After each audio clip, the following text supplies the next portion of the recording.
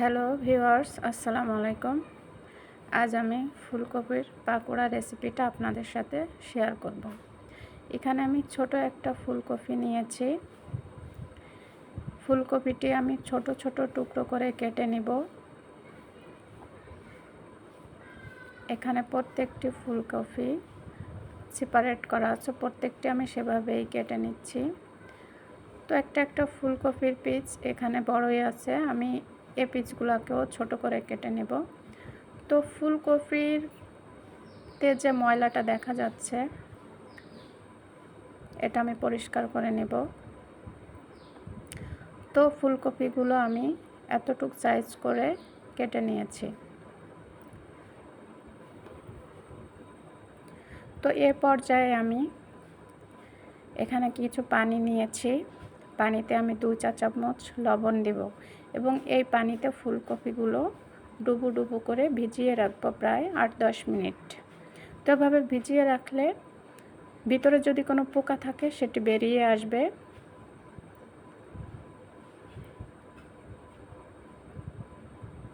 তো এভাবে এটা আমি পানির ভিতরে ডুবিয়ে রাখবো আর 10 মিনিট এভাবে থাকবে। যদি কোনো পোকা থাকে তাহলে পোকাগুলো বের হয়ে আসবে।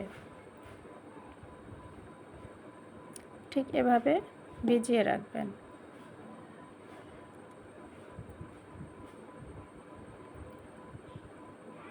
তো ফুলকপিগুলো আমি পানি থেকে তুলে খুব ভালোভাবে ক্লিন করে নিয়েছি। এখানে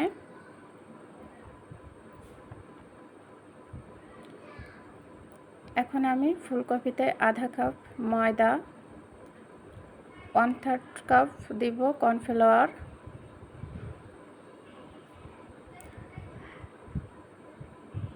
এবং এতে অ্যাড করে দেব 1 চা চামচ আদা, 1 চা চামচ রসুনের পেস্ট, দিয়ে দেব 1 চা চামচ গুঁড়া মরিচ, দিয়ে দেব 1 চা চামচ জিরার গুঁড়া, 1 চা চামচ ধনিয়ার গুঁড়া, সাথে দিয়ে দেব আধা চামচ বাদাম বাটা।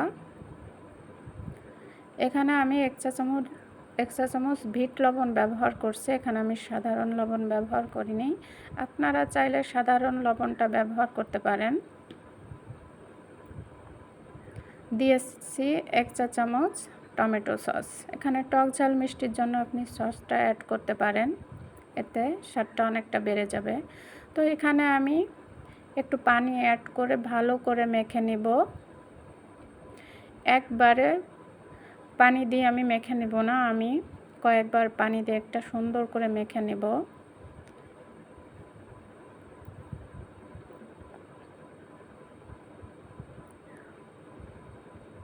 যাতে প্রত্যেকটি ফুলকপির ভিতরে মশলাটা ভালোভাবে ঢুকে যায়।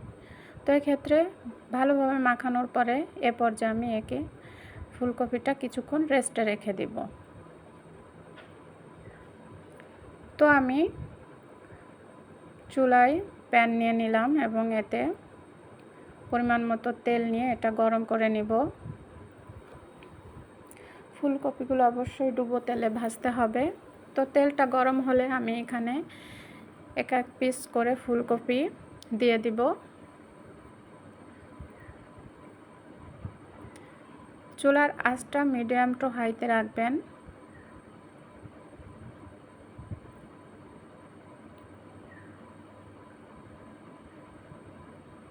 তো এভাবে আমি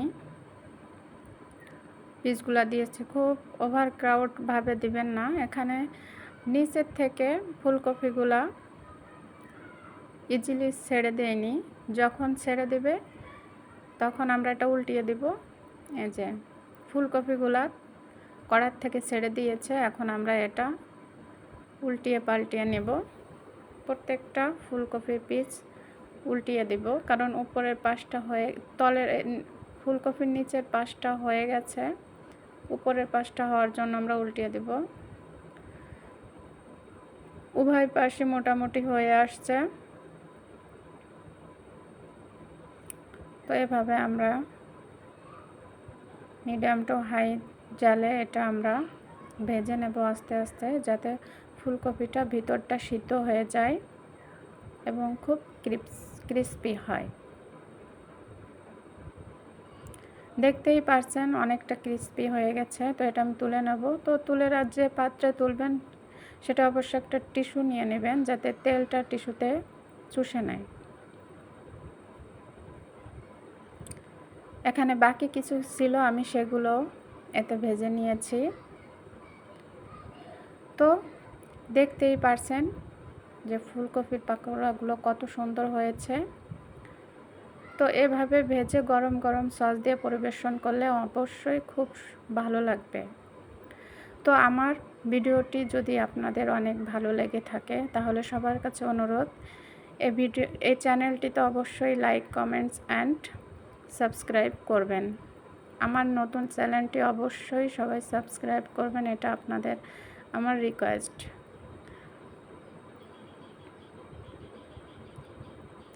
গরম গরম পরিবেশন করবেন, অনেক ভালো লাগবে।